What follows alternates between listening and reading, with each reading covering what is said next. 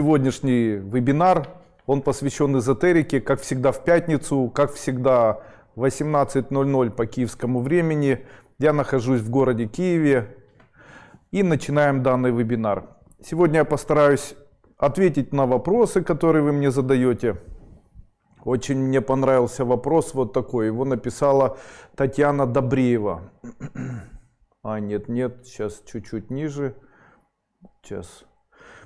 Добрый вечер, Андрей Андреевич. Подскажите, если можно, в каком направлении идти?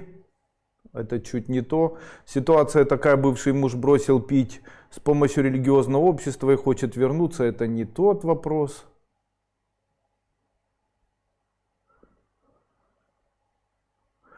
Одна женщина написала о том, что она очень нервничает и попросила дать совет. Андрей Андреевич, может ли быть где-либо в человеческом организме некая такая кнопка, которую можно включить так, чтобы человек перестал переживать? Мне бы хотелось посвятить этому больше времени, ответить на данные вопросы. Если где-нибудь в человеческом теле кнопка, которая может позволить человеку найти в себе возможность постоянного успокоения или найти рычаг такой или инструмент, который поможет человеку в дальнейшем не так активно реагировать, держать свои сознания и свои чувства в узде. Да, такая медитация существует. Она очень простая. Утром, когда вы проснетесь, необходимо смотреть в межбровье с полуприкрытыми веками. В случае, если это делать от 1 до 10 минут, можно и меньше, то вы очень быстро заметите, как улучшится ваше самочувствие, как вы перестанете раздражаться, очень эффективный метод и так далее. Так, с чего бы хотелось начать? Очень часто я вижу, что люди воспитывают других людей, обвиняют в чем-то других людей, злятся на других людей, и иногда возникает вопрос, для чего они это делают. В чем задача вообще того, что человек именно так поступает? Ответ, наверное, можно найти в следующем. Каждый раз человек, скорее всего, стремится быть счастливым. Но дело в том, что человек стремится, конечно же, быть счастливым.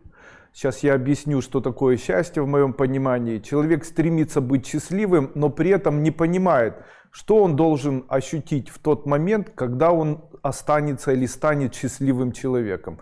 Будет ли он в тот момент счастливым? Почему? Дело в том, что очень часто люди сами для себя не понимают, что такое быть счастливым человеком и что же оно настоящее счастье. Но начать все равно придется немножечко со следующего.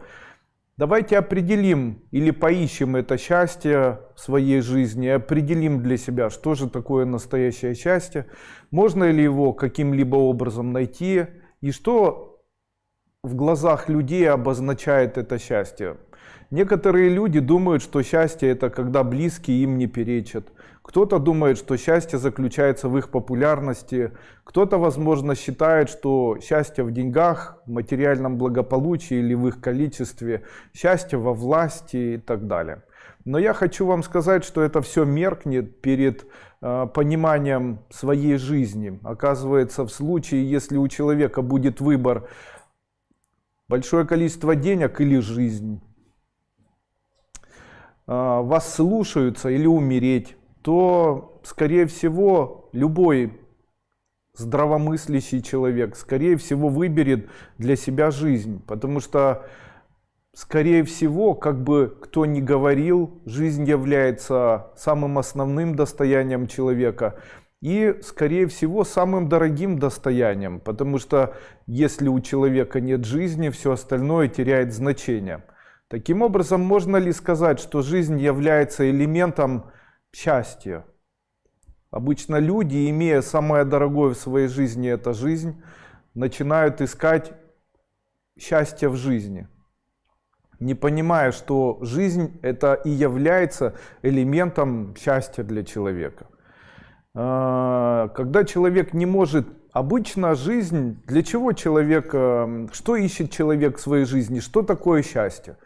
Счастье — это, скорее всего, тот момент, когда человек получает удовлетворение, удовольствие или наслаждение. Когда, допустим, человек хочет находиться в тишине и кто-то ему мешает, то этот человек вызывает его раздражение, так как человек в тишине ощущает состояние наслаждения и состояние радости. Таким образом, можно условно сказать, человек на протяжении своей жизни, как правило, ищет наслаждения и удовольствия. Таким образом, настоящее счастье, по мнению многих людей, является элементом наслаждения и удовольствия. И очень часто человек начинает стремиться к наслаждениям и удовольствиям, которые могут появиться в его жизни. Они могут быть мимолетными, они могут быть связаны с тем, что человек хочет отдыхать, и ему кто-то мешает, и это его раздражает. Или там человек хочет покушать, или хочет, чтобы ему никто не мешал. В тот момент, когда не хочет, чтобы ему кто-то мешал, у него есть стремление к тому, чтобы полежать, и это полежать является его состоянием удовольствия. То есть в случае, если дать в этот момент человеку полежать, он получит состояние удовольствия. Когда человек не может найти состояние удовольствия, он пытается изменить всех окружающих людей, таким образом думая, что он может изменить окружающий мир и окружающих людей в сторону того, чтобы быть абсолютно счастливым человеком или быть всем абсолютно удовлетворенным, считая, что он может изменить всех под себя. Естественно, обычный человек или просто человек не может изменить окружающих людей. Он не может изменить всех людей, живущих вокруг него в семье или в миру. И обычно на этом фоне он начинает испытывать бесконечные состояния стресса. Существует ли тайное слово, которое может помочь человеку изменить такое отношение к жизни? Оно существует. Необходимо лишь в какой-то момент осознать, что наша жизнь и есть удовольствие. Необходимо осознать, что искать удовольствие нет смысла, так как самое дорогое, что есть у нас, эта жизнь, является уже элементом удовольствия. И нет, наверное, нет смысла стремиться к тому, чтобы изменить мир, а есть стремиться к тому, чтобы осознать, что ты имеешь свою жизнь, а значит имеешь счастье и имеешь удовольствие. Я рекомендую этим заниматься. Попробуйте в какой-то момент понять, что у вас есть удовольствие в вашей жизни, у вас есть счастье в вашей жизни, и в тот момент, когда вас будут раздражать ваши близкие, или в тот момент, когда вы будете бояться чего-либо, или будете стрессовать, или что-либо с вами будет происходить, говорите слова, говорите: у меня уже есть моя жизнь, ничто не помешает мне прожить ее счастливо. Таким образом, или ничто не помешает прожить ее в состоянии удовольствия.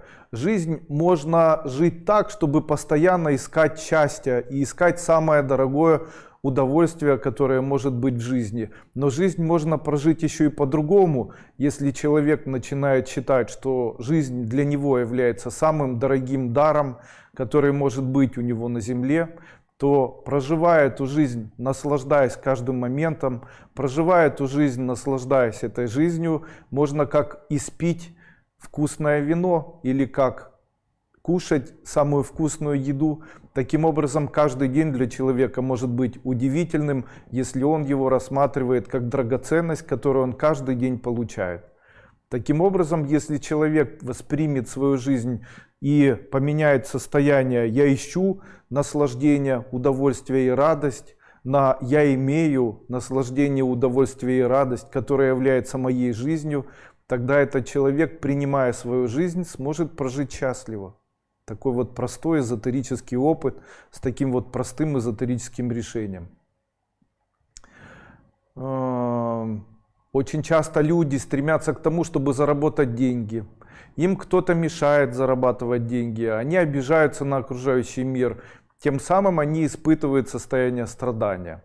И если они будут искать эти деньги, они их найдут и все равно будут стремиться к тому, чтобы денег было больше. Или ищут любовь, или они находятся в поиске везения или чего-либо, забывая, что они уже имеют самую большую драгоценность, и этой драгоценностью является их собственная жизнь.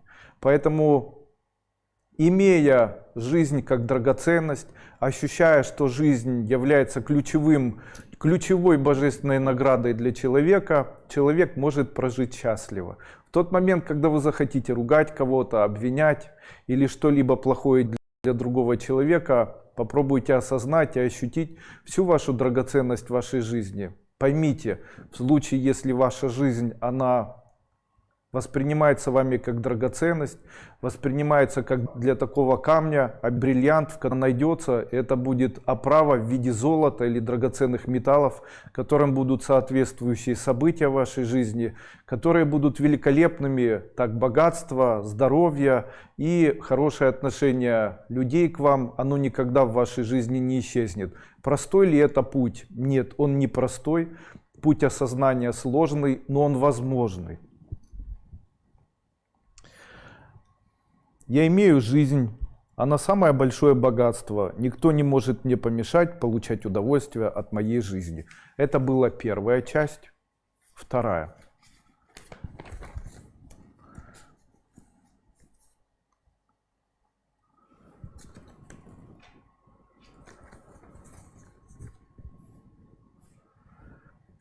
О Боге. Очень часто происходят полемики и споры, когда люди начинают выяснять, а кто же он на самом деле Бог. Я хочу вам сказать, Бог есть закон. Закон — это то, что поддерживает порядок этого мира. Как доказать данный закон? Существуют такие процессы, которые физически или химически изменить невозможно.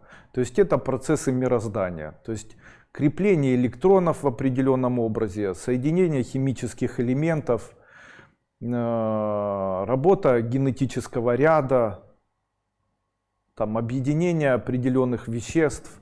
Все эти законы, как бы человек не пытался эти законы изменить или что-либо с ними сделать, остаются все теми же законами, и они всегда будут существовать как закон, так как за этими законами в мире смотрит то, что люди называют Богом. Бог есть закон. Можно ли у закона что-либо просить? Нет, но незнание закона не освобождает человека от ответственности. Какой самый важный божественный закон, который Бог дал людям? Я считаю, что самый важный божественный закон, который дал Бог людям, это закон понимания того, что человек рожден на планете Земля для того, чтобы наслаждаться своей жизнью и радоваться своей жизни. Дорожить этой жизнью, наслаждаться всем, что дает вам жизнь. Также второе, семья. Дело в том, что наслаждение может расшириться в случае, если у человека появляется семья. Почему? Дело в том, что когда человек живет с семьей, он может этих людей воспринимать как часть себя, как продолжение себя.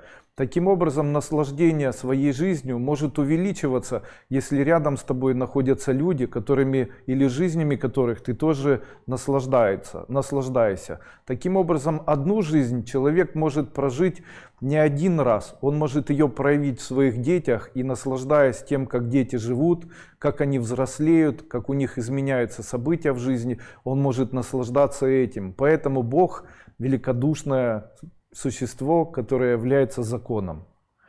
Естественно, во многих религиях говорится по-другому, что Бога необходимо хвалить и так далее. Я хочу вас разочаровать. Бог есть закон, и тот закон, который следит за тем, чтобы химические элементы объединялись, ему все равно, хвалят его или нет. Это как электрический ток, он просто делает свое дело и все.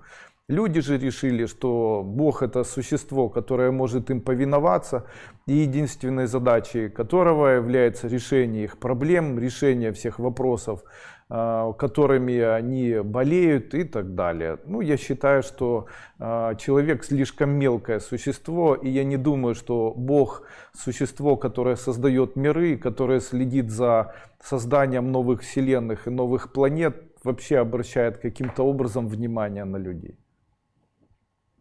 Недавно была такая история. Одна женщина обратилась ко мне, приехали ее родня. Ну, это не ко мне, а женщина рассказывает, как бы у нее такая история. Приехала к ней родня, и эта родня, муж с женой, они отвернулись и друг к другу, как бы друг на друга не обращали внимания. После этого, конечно же, она обвинила невестку и сказала, что невестка плохо себя ведет и так далее.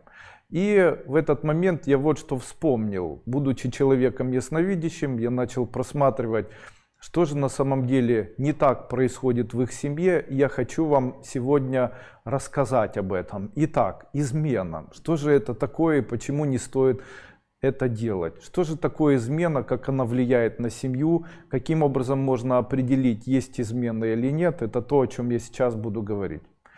Почему мужчины изменяют? Ну, получится, сегодня я об этом тоже скажу. Итак, первое. Женщина легкого поведения делает это, или у нее легкое поведение является работой, она делает это за деньги. А теперь вот если провести опрос и сказать, кто из женщин, здесь находящихся, у нас около 10 тысяч человек, с легкостью согласился бы работать в этой сфере. Давайте я сразу же отвечу. По своей доброй воле, и в случае, если у женщины все в жизни хорошо, ни одна из женщин не захотела бы этим заниматься. От чего же обычно женщины занимаются этим? Сразу же могу дать ответ. Обычно женщины этим занимаются не от хорошей жизни, а от того, что у них есть определенные жизненные проблемы. Мужчина, который покупает таких женщин, обычно приходит к женщинам, и когда он покупает эту женщину, то у них происходит энергетический обмен.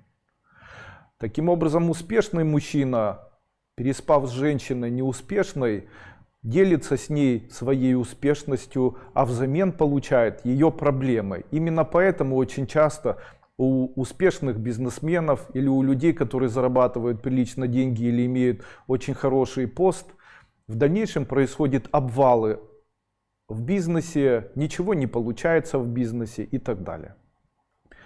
Что же происходит, когда мужчина изменяет своей женщине или наоборот? Обычно происходит охлаждение. Как оно проявляется? В случае, если мужчина изменяет своей женщине с кем-либо, то после этого у мужчины появляется аморфность по отношению к своей жизни.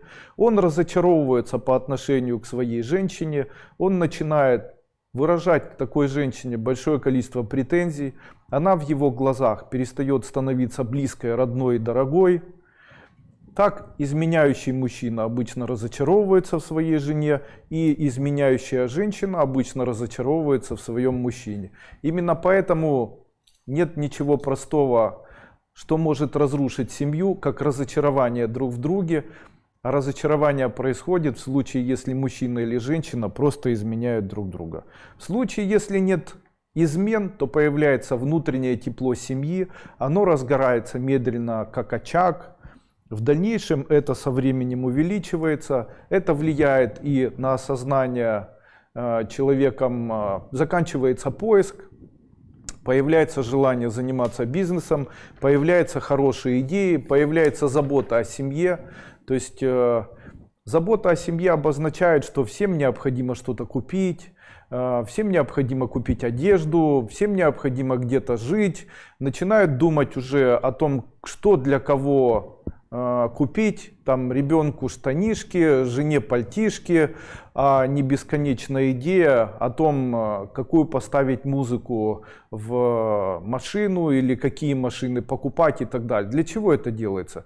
Обычно это делается для того, чтобы поставить хорошую музыку в машине, для того, чтобы на ней ездить и возить женщин, с которыми потом можно изменять. Естественно, это или давайте накупим машин, будем на них ездить, каждый день менять, и после этого будет ли это правильным? Конечно же, в семье такого человека будут постоянно происходить стрессы, постоянно не будет накапливаться материальное благополучие, в таких семьях будут постоянно все во всем виноваты. Так женщина не будет проявлять свое тепло, так мужчина, разочарованный бесконечно в своей женщине, не будет проявлять тепла к этой женщине, и, скорее всего, такая семья может держаться за счет ребенка, или она может держаться за счет совместного бизнеса и так далее. Человек, который двигается на пути духовного роста, даже в случае, если у него большая необходимость заниматься развратом, я дальше об этом скажу, все равно должен максимально всеми своими флюидами воспитать в себе верность по отношению к своим близким людям.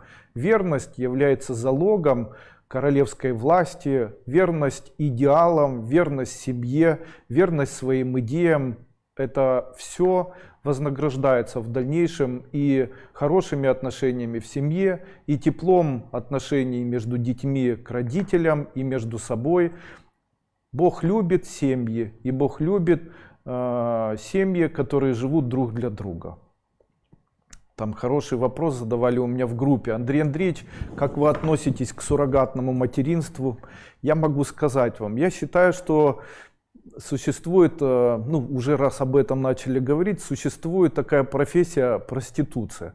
Проститутки — это те люди, которые торгуют половыми услугами, которые связаны с половыми органами, а суррогатное материнство — это продолжение такой же проституции. То есть женщина вынашивает для кого-то ребенка, и после этого отдает этого ребенка чужим людям, и после этого не имеет права думать даже об этом. Я могу сказать, что для меня суррогатное материнство — это то же самое, как торговля детородными органами или торговля, не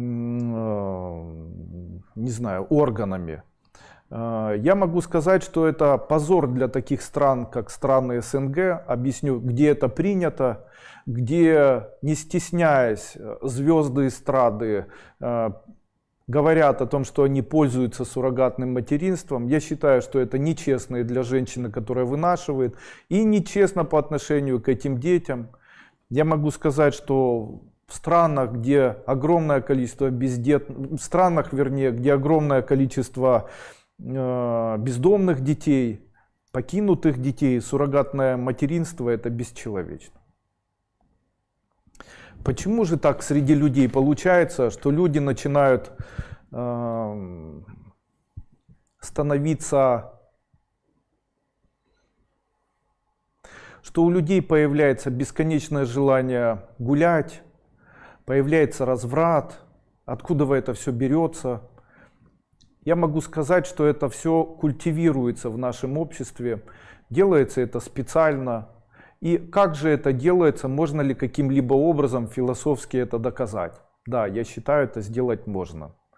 Итак, в тот момент, когда человек становится животным, можно ли его использовать как животное? Ответ мой такой: да. Чем быстрее ты сделаешь из человека животное, тем проще будет работать с этим человеком или с таким социумом. Что же делает человека животным? Каким образом человек опускается до состояния животного и как это в нас культивируется? Давайте я сегодня об этом расскажу. Итак, чем отличается человек от животного? Что делает человека человеком? Это соединение систем определенной коммуникации. Какие коммуникации делают человека человеком? Итак, первое. Думание, обучение и выводы. Думание, обучение и выводы отличают человека от животных, так как ни одно животное не может делать выводы, так как выводы делаются у них в виде рефлексов. Также обучение и думание. Второе.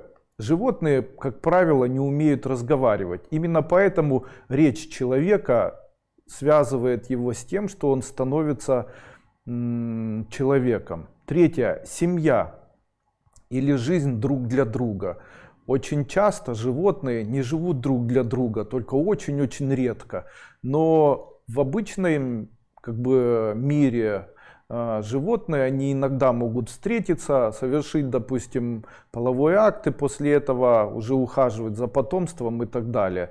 Такая семья, она может продлиться, ее жизнь может продлиться 1-2 года, но так, чтобы 20 или 30 лет прожить как муж и жена, воспитывать своих детей, заботиться о них, это возможно только в человеческом роде. А осознанная работа, когда человек осознает, что он может что-то для кого-то делать для себя, вот такая осознанная работа, создавать что-нибудь. Такая осознанная работа отличает нас от животных, так как животные абсолютно все делают практически бессознательно, рефлекторно. Видение красоты. Ни одно животное не может радоваться красотой захода или восхода солнца. Ни одно из животных не может радоваться красотой, созданной кем-либо для этого животного. Ну, естественно, как правило, у животных нет веры во все хорошее, что возможно у человека. Итак, давайте теперь посмотрим, что делает с нами эволюция и что делает с нами масс-медиа и для чего, самое важное, они это все делают. Если эти пункты плавно убирать, то человек плавно переходит из мира человека в мир животных. Таким образом, в случае, если человек не читает, не думает, не обучается, не делает выводов, если его речь загрязнена, в ней нет оборотов, если в ней огромное количество матов, ругательств, если человеку пофигу, извиняюсь за эти слова некрасивые, его семья, если его задача является просто оплодотворение самок. В случае, если человек не хочет осознанно работать, не хочет работать вообще, или же считает, что за него кто-то должен работать, как это часто происходит, когда предлагают определенные финансовые пирамиды, маркетинги кидалово других людей. Человек не хочет видеть красоту, потому что считается, что красоту на хлеб не намажешь, ни картины, ни музыка, это ничего не интересует. У человека нет веры ни во что, ни во все хорошее, ни во что. Он считает, что деньги и секс это самое важное, к ним может добавиться еще алкоголь и наркотики. То это фактически, автоматически делает человека животным. Животными управляют инстинкты. Таким образом, такому животному, или если у человека забрать обучение, речь, семью, видение красоты, эстетизм, убрать у него веру в то, что может быть лучше, то человек становится полноценным животным. Дай туда немножечко алкоголя, добавь такому человеку немножечко наркотиков, и такой человек начинает работать инстинктивно. А что такое инстинкты? В тот момент, когда человек голодный, он может кусаться, но стоит ему добавить немножко чего-либо, он будет счастлив. То есть такого человека можно содержать как угодно. То есть он может жить, такой человек в общежитии, он может жить в яме, он может быть грязным. И в тот момент, когда он говорит, я хочу чего-то еще, ему можно дать чуть-чуть. Это похоже на курицу, из которой можно выщипывать перья. И после того, когда курица начинает становиться недовольной, но она голодная, ее можно отпустить и бросать пшеницу. В этот момент курица не будет отбегать, а ее голод будет заставлять подходить и клевать такую пшеницу. То есть что делают из людей на сегодняшний день? Масс-медиа совершает все процессы или создает все условия для того, чтобы люди не думали, чтобы не читали умных книжек, чтобы не делали никаких выводов, чтобы у людей портилась речь, чтобы они не разговаривали красиво. Культ семьи попран, говорят, что семья это не важно, говорят, что семья это уже не интересно, что семья это совершенно не нужно, это уже тяжело для людей, дети это вообще очень тяжело. Говорят, что работать человеку не нужно, можно уже использовать силы других людей, сесть кому-то на плечи или использовать кого-то, строя пирамиды. Красота является пережитками буржуазии. Нет сейчас практически в школах желания прививать детям красоту к музыке, красоту живописи. Дети не становятся эстетами.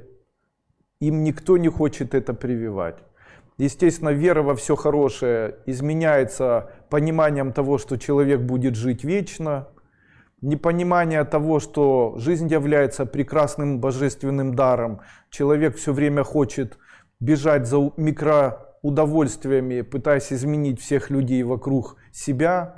При этом это постоянно приводит к тому, что появляются стрессы.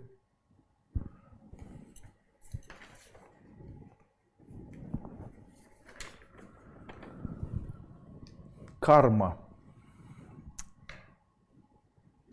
Был хороший вопрос, там задали мне вопрос такой: Андрей Андреевич, что в вашем понимании карма? В моем понимании карма — это страхи, которые передаются от родителей детям. Я могу рассказать свою историю. В свое время, когда мне пришлось заняться предпринимательской деятельностью, я помню, что больше всего меня беспокоило. Что же это было? Это сотни-тысячи всевозможных микрострахов, которые, по моему мнению, невозможно было никаким образом преодолеть. Карма — это страхи, которые передаются от родителей их детям. И после этого, или после чего, именно эти страхи и заставляют человека проживать жизнь родителей.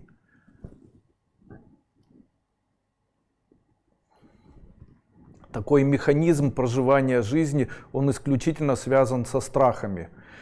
Я могу сегодня сказать уже ответственно на все 100%, что одно из самых, наверное, важных качеств успешных людей заключается в том, что эти люди многократно преодолели свои страхи. Как у меня это было? Мне необходимо, когда я только начинал заниматься бизнесом, мне необходимо было кому-либо что-либо предложить.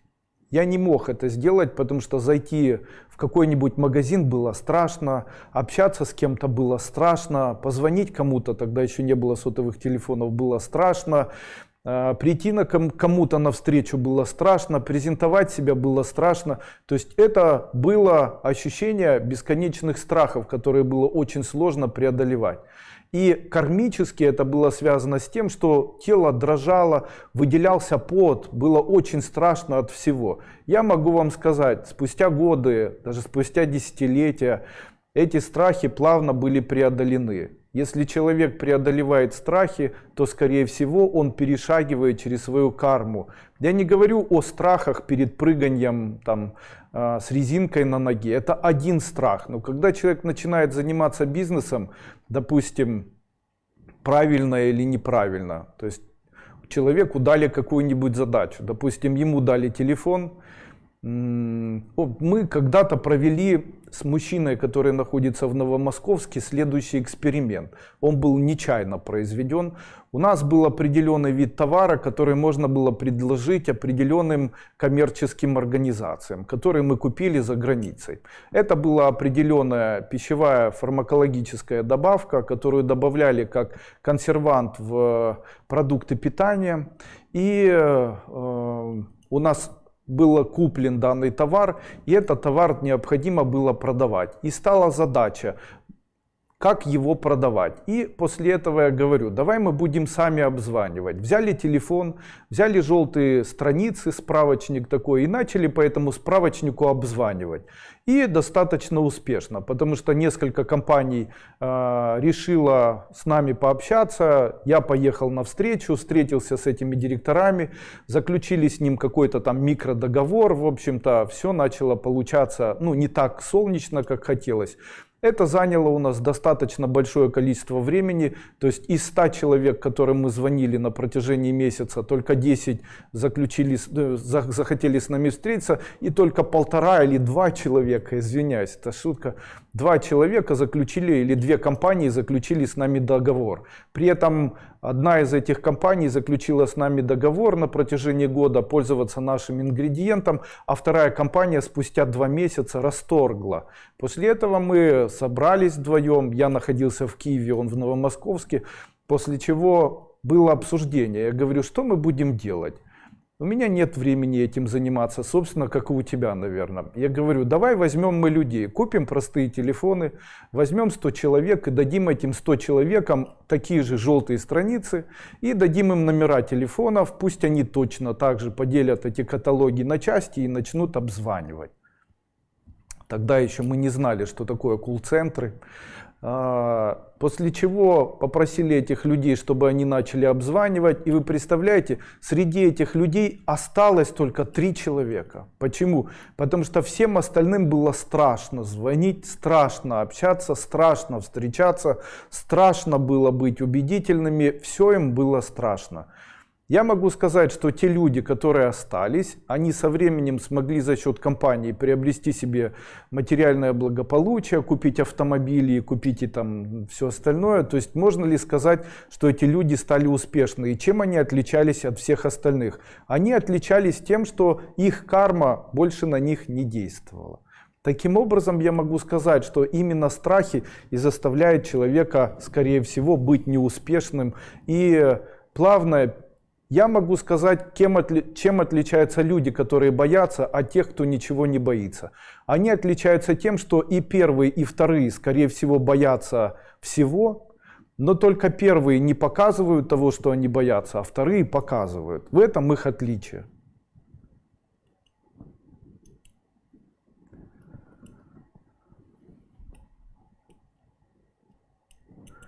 Дальше. О карме я сказал. Андрей Андреевич, расскажите о том, что такое рак, по вашему мнению.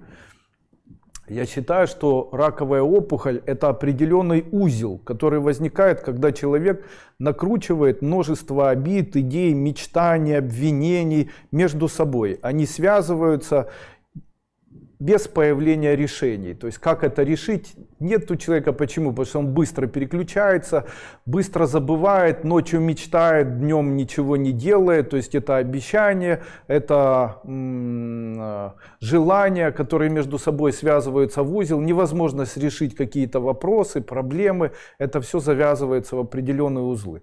Существует ли энергетическая возможность убирания таких узлов? Да, самая простая эзотерическая практика, которая, по моему мнению, может помочь человеку избавиться от узлов или опухолей в теле, это мысленное представление, будто вы достаете из себя веревку, на которой вы видите узлы. После того, когда достается узел, его необходимо мысленно или пурбой разрезать. Сколько раз это необходимо делать? Это необходимо делать 2 раза в день по 108 узлов. То есть 108 раз необходимо доставать. Если это делать правильно, то это обычно занимает 1 час утром и 1 час вечером. Помогает ли это? Да, я обычно именно это и практикую в тот момент, когда работаю с теми людьми, у которых онкологические новообразования, и могу сказать, что данный метод работы с ними достаточно эффективный и очень себя зарекомендовал. Дальше. Суррогатное материнство сказал об этом. Продолжаем.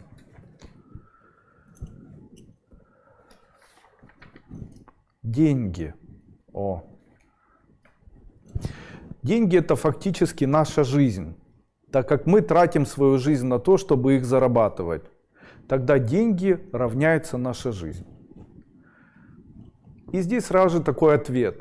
А в случае, если человек не ценит свою жизнь, почему он не ценит свою жизнь? Потому что ему в этой жизни все мешают. Мешают люди, мешает государство, мешает социум, мешают там, все что угодно мешает. У этого человека нет радости, нет удивления, нет восхищения жизнью, нет счастья, нет человечности, доброты, красоты, эстетизма. Ставим крупное толстое тире и пишем: тогда и не будет денег. Именно поэтому я говорю, чем больше человеки человечности, тем больше у человека материального благополучия. Конечно же, найдутся люди, которые сейчас мне скажут: Андрей Андреевич, но я всю жизнь жила ради детей. Но здесь хочется сказать: а вы жили ради своей жизни? Но я же жила ради детей, я была добрая, человеческая, хорошо. Но свою жизнь вы оценивали как драгоценность? Вы понимали, что для вас ваша жизнь является дорогой? Что вашу жизнь можно было ценить? Помните, я говорил, ничто не помешает мне получить удовольствие от своей жизни. Вот если человек начнет через эту призму жить и говорить: ничто не помешает мне получить удовольствие от своей жизни, то его жизнь будет как драгоценный камень. И этому драгоценному камню найдется обязательно очень дорогая оправа. И этой оправой будет великолепная, прекрасная жизнь. Вы представляете, именно так это и выглядит.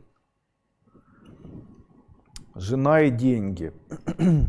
Мужчина – это удивительный инструмент, который может быть творцом. Не напрасно очень часто Бога воспринимают как мужчину-творца, так как мужчина, он склонен к тому, чтобы творить, быть творческим человеком.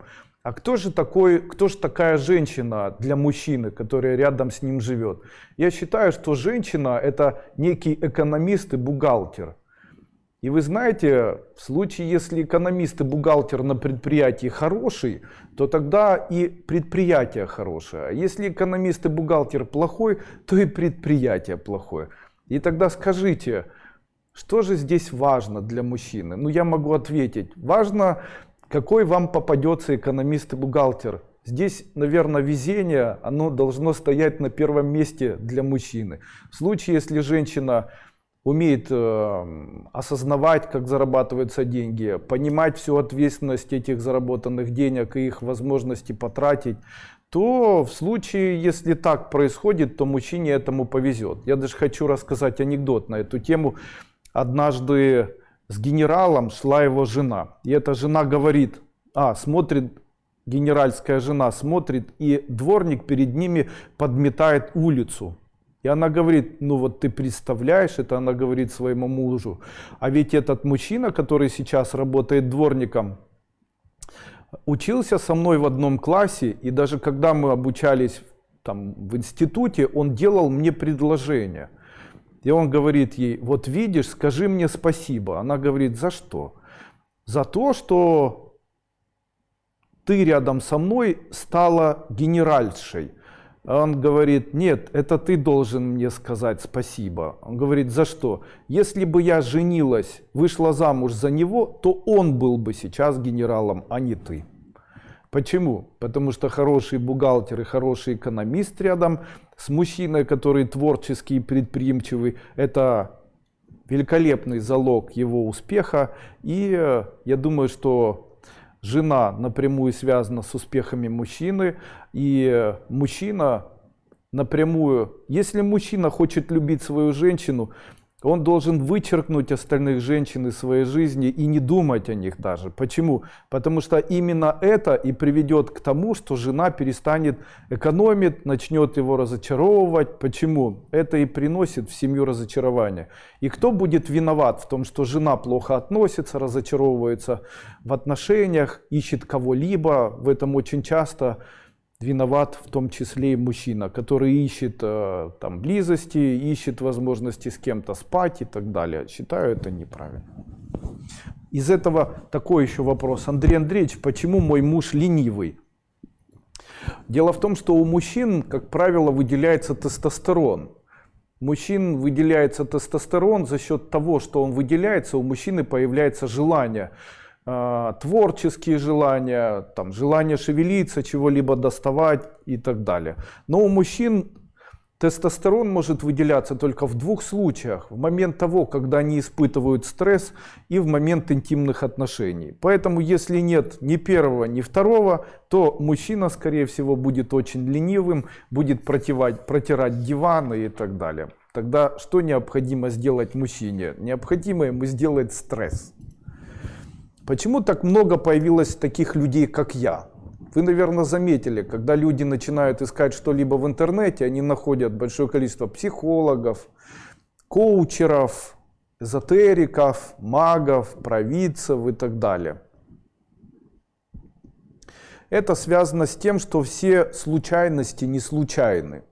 Изменения мира должны быть кем-то или через кого-то озвучены, а существует ряд несправедливостей. Этот ряд несправедливостей заставляет людей трубить или говорить об этом, так как мир настроен на то, чтобы услышать правду. Какие это несправедливости? Вот смотрите, мировые запасы и недры должны принадлежать всем людям Земли.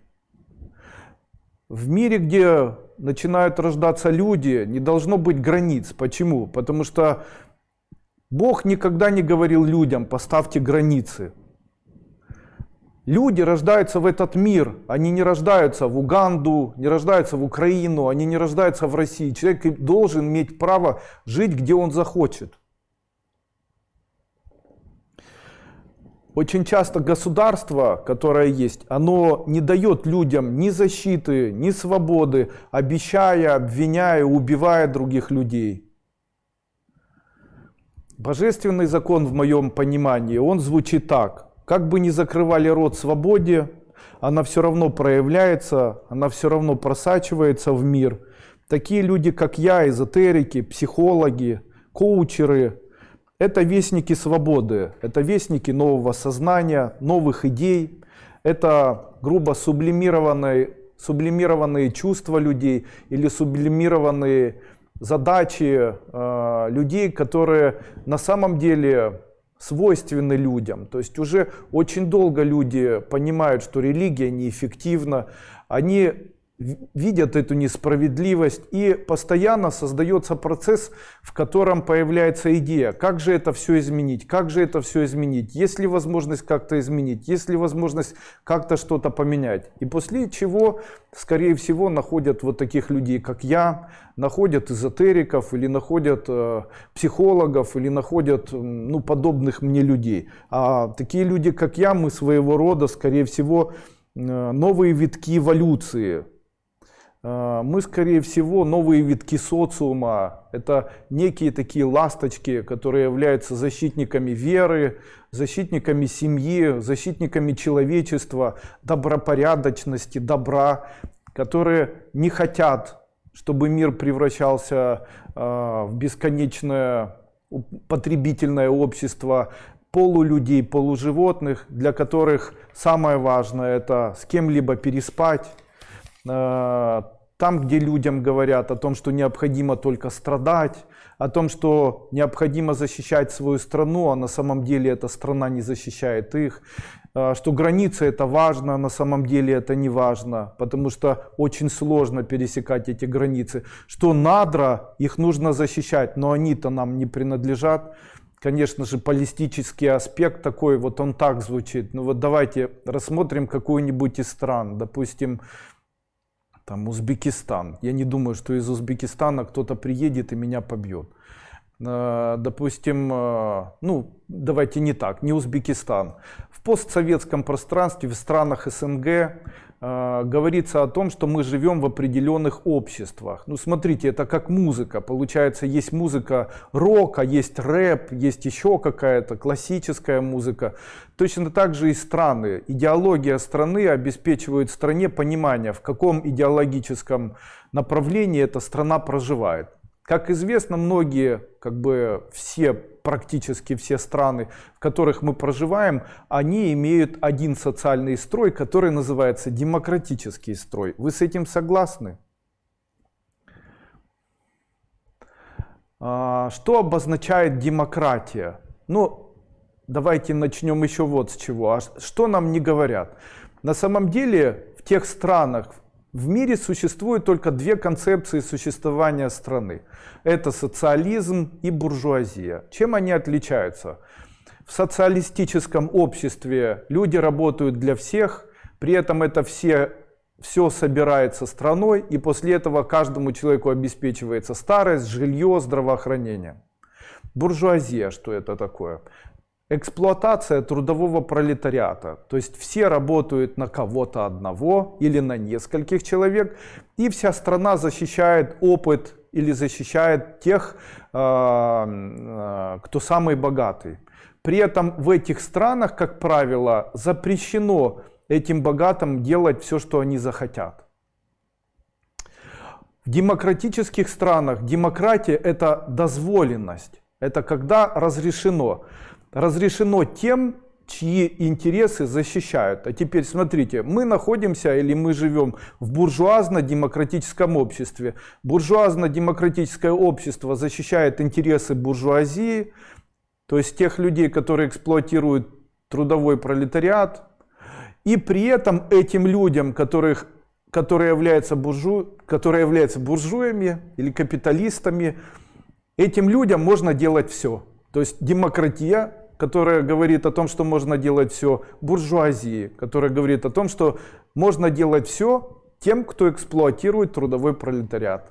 Поэтому мы это и видим. Те люди, у которых в руках власть, Те люди, у которых в руках деньги, большие материальные блага, эти люди, которые эксплуатируют трудовой пролетариат, эти люди, они умудряются иметь, и все страна или все государство защищает их интересы. Но здесь есть ряд несправедливостей. Какой ряд несправедливостей? Первый ряд несправедливостей заключается в том, что надра, которые находятся под землей, были созданы природой, и они не могут принадлежать одному человеку. Они должны принадлежать всем. И до того момента, пока они не будут принадлежать всем, это будет несправедливо. Все надра, которые находятся на планете Земля, они должны принадлежать всем людям, которые живут на планете Земля. И делать так, чтобы они принадлежали кому-то индивидуально, нельзя.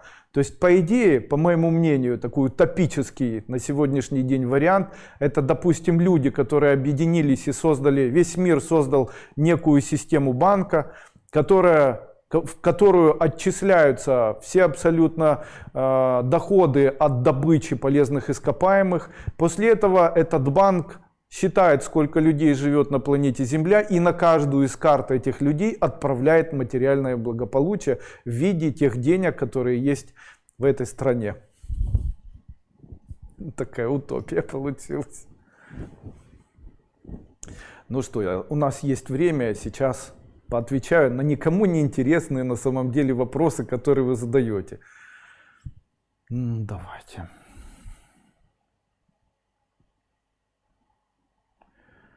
Давайте договоримся. Вопросы, которые связаны со здоровьем, здесь задавать не нужно. Приходите на вебинары, которые я провожу во вторник, в первой половине дня. Я с удовольствием постараюсь ответить на данные вопросы.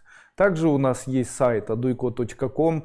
Вы можете на этом сайте aduiko.com задать свои вопросы операторам. Они подберут вам курс лечения. Светлана Мицкевич, я вас помню. Я ученица школы Кайлас, была на МК-41 в Крыму, приобрела 4 ступени, но из-за сломанного компьютера не могу смотреть. Ой, нас много. Блин, такая доверчивая, ругаю себя. Сейчас я напишу ответить. Такая доверчивая, ругаю себя. Да что ж так много? Скажите, пожалуйста, как вернуть? Ничего не могу прочитать, вы очень много пишете, ничего не могу прочитать. Очень много писем, все. Подскажите, в 2020 году можно продавать дом, покупать квартиру, выходить замуж? Можно. Муж, ученик школы, делает практики, на работе на него прямо нападают, изживают. Из-за чего это происходит? Из-за того, что он не ценит свою жизнь. Это одна из самых ключевых черт, которая должна быть у человека. Человек должен понять, что его жизнь является для него драгоценностью. Это очень важно для человека. То, что я сегодня сказал во время этого вебинара, это решит абсолютно все вопросы человечества. Представляете? Стоит только понять, что ваша жизнь является самой дорогой драгоценностью для вас, и в вашем сознании медленно начнет все изменяться. В сердце, вокруг вас исчезнут обиды, исчезнет непонимание, недопонимание.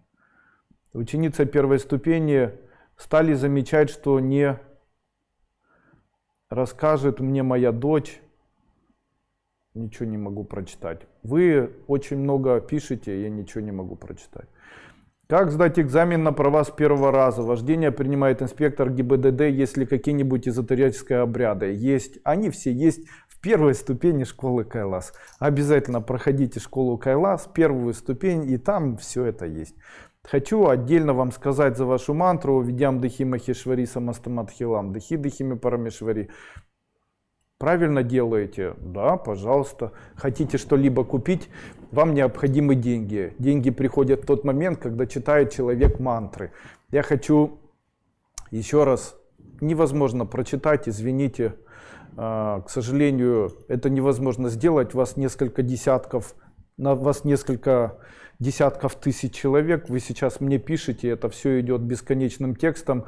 115 308, 310, 311, 312 писем. То есть я не могу это читать. Sorry, I'm sorry. Еще раз хочу вам сказать. сегодня очень ключевой день или ключевой такой вебинар. Те слова, которые я сказал в самом начале, их можно очень тонко рассмотреть. В случае, если человек воспринимает свою жизнь как то, что он имеет в виде драгоценности, то его жизнь может очень измениться. Это и есть тем ключом, который может привести человека к изменению его фактической жизни. Все, что практически говорит человек о том, что там, я не могу справиться, близкие ко мне плохо относятся и так далее, все это может измениться только за счет вот такого простого учения. Не нужно бежать за тем, чтобы что-то найти, нужно понять, что у вас есть самое дорогое, что есть – жизнь. Тогда жизнь становится для человека драгоценным камнем, а весь мир… Знаете, драгоценный камень, большой бриллиант, его невозможно поставить в деревянное кольцо. Почему? Не хочется. А хочется поставить его в высокопробное золото. Почему? Тогда он красивее блестит. Именно поэтому, если человек воспринимает свою жизнь как драгоценность, напитывает ее добротой, человечностью, отношениями в семье, поддержкой близких, воспринимает мир как радость, которую он может ежесекундно принимать, относится к этому трогательно, волнительно, делает это часто, обращает на это внимание, то мир очень изменяется по отношению к нему. Но есть еще и внутренние демоны. Когда вы начнете это все делать, то внутренние демоны, которые живут в вас и которые не являются вашей внутренней душой, вашей внутренней энергией, эти внутренние демоны, они начнут ставить вас на путь истины. Они захотят вас изменить ваше направление жизни и заставить вас вновь вспомнить, что важнее интимная жизнь, важнее деньги, важнее все остальное, чем ваша жизнь. Важнее выяснение отношений, важнее агрессия, амбициозность. И вас будет заставлять это изменяться. В этот момент и будет некая революция вас. В тот момент у вас появится задача и добровольный выбор, идти дальше все-таки за миром тьмы или идти за миром света. И этот добровольный выбор мы делаем как высокодуховные существа.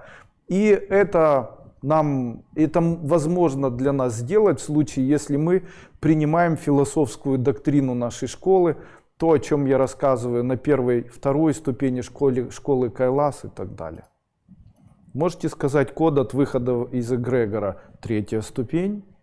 Прошла 1-ю ступень, делаю практику, это чудо. Какой же вы замечательный. Скажите, пожалуйста, получится уехать работать за границей в ближайшее время? Получится.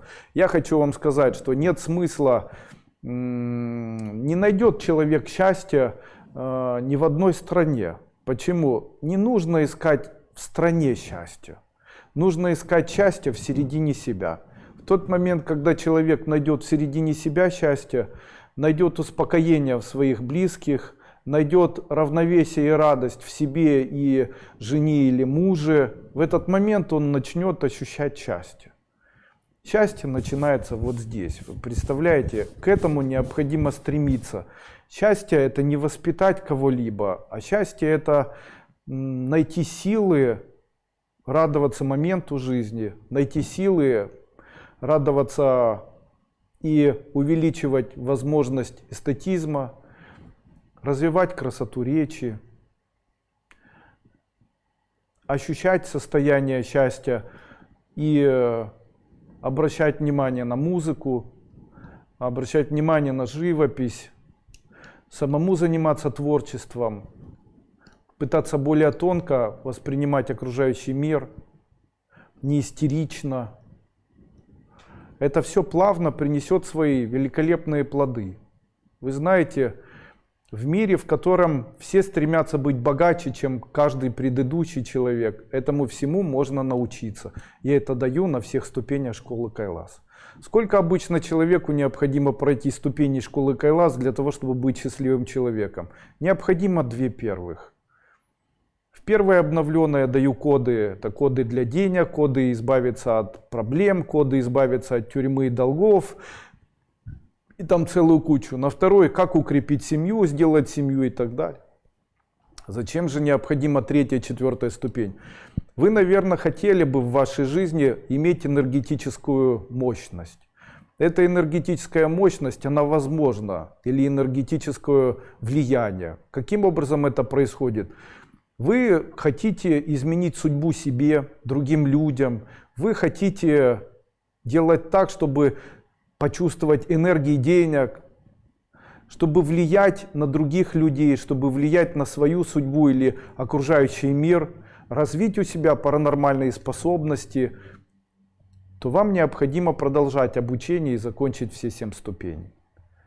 В случае, если вам необходимо просто вырваться из долговой ямы, если вам необходимо просто настроить свою жизнь на состояние счастья, если вы не собираетесь заниматься эзотерикой профессионально, то вам достаточно первые 1, 2, ну максимум 3 ступени. И в дальнейшем, скорее всего, это улучшит ваше материальное состояние, улучшит ваше качество здоровья и, в общем-то, изменит вашу жизнь.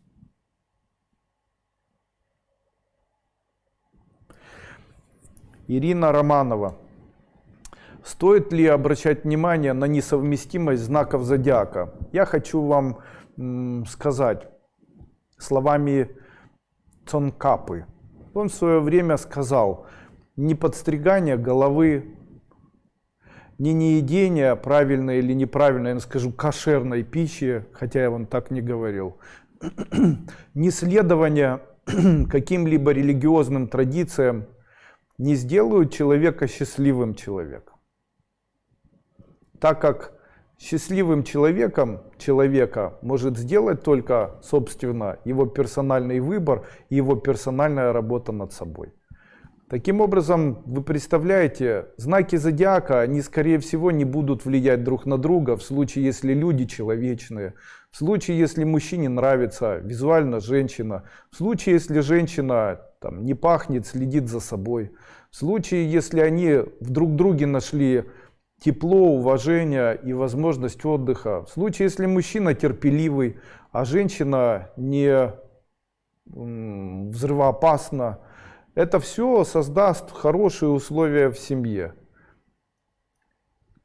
Есть такие моменты, допустим, которые ни к чему. Вот смотрите, я когда-то уже говорил, очень часто люди обижаются. И я иногда спрашиваю таких людей, как бы сам себя спрашиваю, для чего человек обижается? Ведь то, что он обижается, очень часто, из-за чего человек обижается, очень часто просто непонятно тем людям, которые вокруг него находятся. Но человеку очень часто свойственно желание обижаться. Это создает внутренний взрыв в середине этого человека, также создает недоумевание и непонимание близких, которые находятся рядом с таким человеком. К чему это на самом деле приведет? Ответ мой такой: обычно это приводит к онкологическим заболеваниям и у этого человека, который обижается, и сердечным заболеваниям у тех людей, которые находятся рядом с этим человеком, потому что они переживают, что этот человек страдает. И тут сразу же такой вывод: как же не обижаться? Ответ тоже есть. Для того, чтобы не обижаться, необходимо делать действия, потому что ты обижаешься, объясни человеку, почему ты обижаешься, выясни, создай действие какое-либо, не храни в себе, обязательно перемирием, обязательно обсуждением, выясняя вот таким образом отношения. Далее, как сохранить семью и так далее. Если вы живете и постоянно ругаетесь, и у вас все время присутствует а ты, это рано или поздно приведет вас к тому, что ваша семья распадется. Почему? Семья это у нас. Поэтому апеллируйте такими словами. Также я хочу сказать вам, никто не сможет изменить другого человека, но только эзотерики смогут. Тем не менее, хочу вам сказать, не надо искать радости в том, чтобы изменять других людей. Найдите возможность воспринимать свою жизнь с позиции наиглубочайшей драгоценности, которая есть у вас, медитируйте на это, говорите себе: я имею жизнь, это самая большая моя драгоценность. Моя жизнь это самая большая моя драгоценность, и я получаю от жизни удовольствие, несмотря на то, где я живу, с кем я живу, кто рядом находится, что делают эти люди. Я испытываю настоящее наслаждение от своей жизни и от того, что я ее проживаю сейчас. И ничему на свете я не позволю разрушить мое понимание того, что я получаю от этой жизни удовольствие. Я ее проживу от начала и до конца через призму вот такого духовного подвига.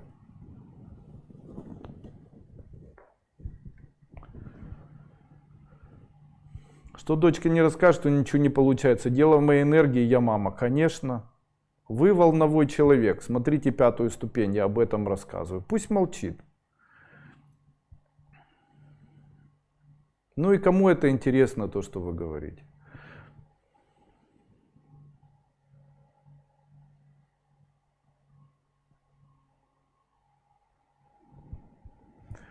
Я надеюсь, сегодняшний вебинар вам понравился. С вами был Андрей Дуйко. Хочу сказать, что основные мои сайты, к которым вы можете обращаться, это мой сайт эзотерики duiko.guru. На нем вы можете приобрести мои семинары, платные версии семинаров. Их достаточно много. Это первые ступени, это ступени обучения эзотерической школы Кайлас по 3 часа каждый день. Там около 20-30 часов каждая ступень.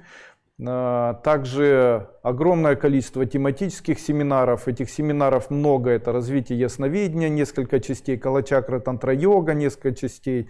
Это привлечение партнера, очарование, 1-я и 2-я часть. Их очень много, даже лечение глаз. Также мной создано около 40 уже сангая. Это методички или техники выполнения эзотерических практик, которые мы отрабатываем совместно. Это моя индивидуальная работа с моими учениками, а также работа или методы, которые я даю, которые можно использовать повседневно. Каждый из этих сангая имеет определенное название, там материальное благополучие, выравнивание судьбы. Завтрашний сангая называется убирание психических заболеваний, нервных состояний, психов и так далее. Также я хочу сказать о том, что есть сайт моей компании, которой я являюсь президентом компании. Этот сайт называется duiko.com. Это сайт биологически активных веществ, которые я делаю на своем предприятии, созданные из лекарственных трав. Также есть сайт, который называется kailas.market, на котором вы сможете найти все атрибуты, о которых я рассказываю на своих ступенях и на семинарах duiko.market. duiko.market, извиняюсь, это я ошибся. duiko.market, на котором вы можете приобрести все атрибуты, а также ароматические палочки, которые изготавливает моя компания, и все, что связано с эзотерикой и магией. Можно ли ко мне обратиться или написать мне письмо? Я хочу вам еще раз сказать.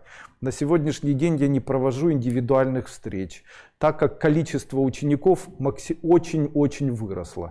В случае, если сейчас написать запрос по Дуйко в Google, то получится только по имени Дуйко ищет около 100 тысяч человек. Если туда добавить школа Кайлас, еще 50 или 60 тысяч в месяц. Если тибетская формула, еще там 30-50 тысяч. Итого получается 200 тысяч человек ежемесячно каким-то образом ищут возможность общения со мной или ищут возможность каким-то образом со мной связаться. Это очень большая цифра, именно поэтому мне необходимо либо всем отвечать. Я, к сожалению, делать этого уже, к сожалению, не могу, потому что не имею такой возможности. Это целый поток писем. Я даже ответить на вопросы не могу у себя в группе, потому что я написал: товарищи, напишите свои болезни, я вам напишу, чем лечиться, где на протяжении приблизительно одних суток было написано около 400 вопросов. Также каждый день я получаю просто бесконечное количество писем и на электронную почту, и в Facebook, и ВКонтакте. Сегодня я заходил в ВКонтакт, там около 800 писем и так далее. В Одноклассники я даже не захожу, Skype у меня уже очень давно отключен. Ну что уж вам сказать, это побочный эффект популярности. О популярности. На сегодняшний день школа Кайлас, а также, собственно, я как руководитель школы Кайлас достаточно популярен в интернете, в Ютубе, в других социальных сетях. Наше сообщество, оно достаточно большое, оно разрослось, и я так думаю, мы будем увеличиваться в дальнейшем, распространяя наши учения, наши знания.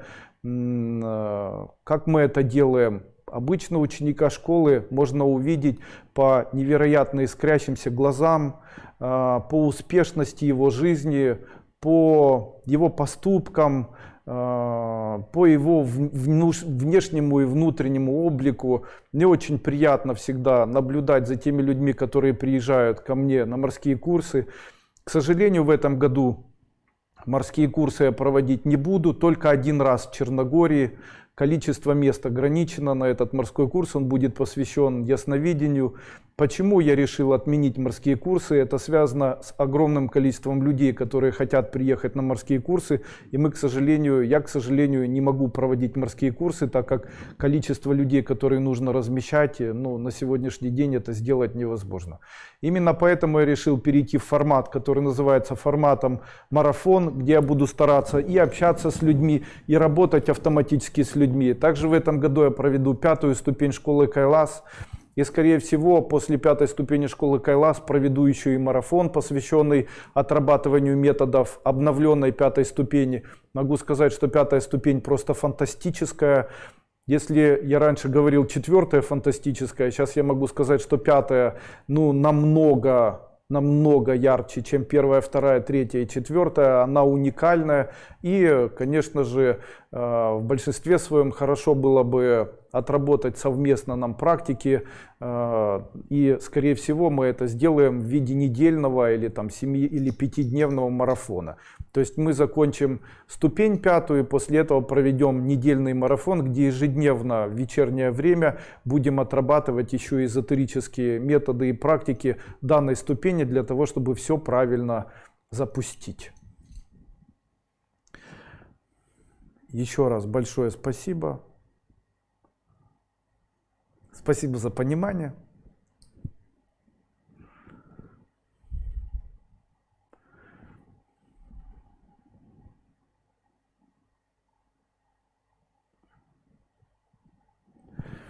По поводу ваших вопросов, не получила, прослушивание шумов и так далее, я хочу вам сказать, что есть в компании служба, это целая группа людей, которые получают свою заработную плату. Это служба поддержки сайтов aduiko.com, duiko.market, duiko.guru. Это support@duiko.guru.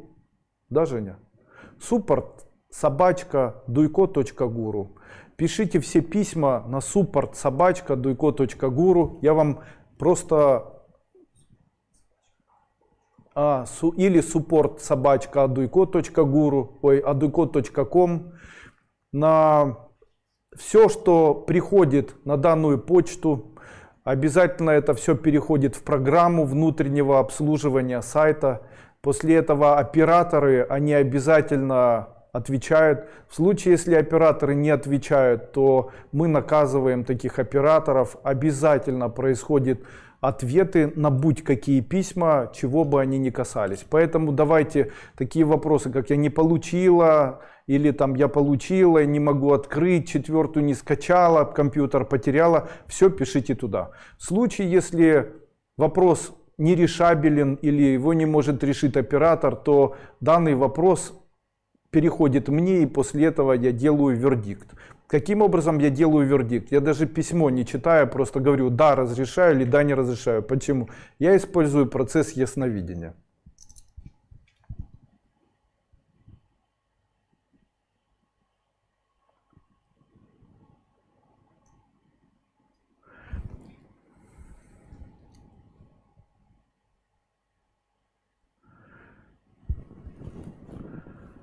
Там надо женщине ответить, а то у нее истерика. Что будет, если со мной не работают ступени? Что будет, если я перестану эмоционировать? Тогда будут со мной работать и так далее. Я хочу вам сказать.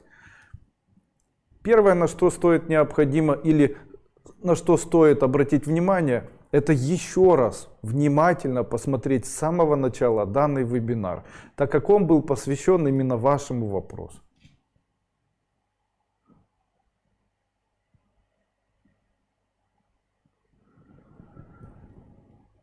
Марафон будет в записи после 5-й ступени. Да, марафон будет в записи после 5-й ступени. Как только мы проведем 5-ю ступень, то все люди, которые желают работать в этой 5-й ступени или по 5-й ступени, смогут отработать со мной это все в виде марафона ежедневно.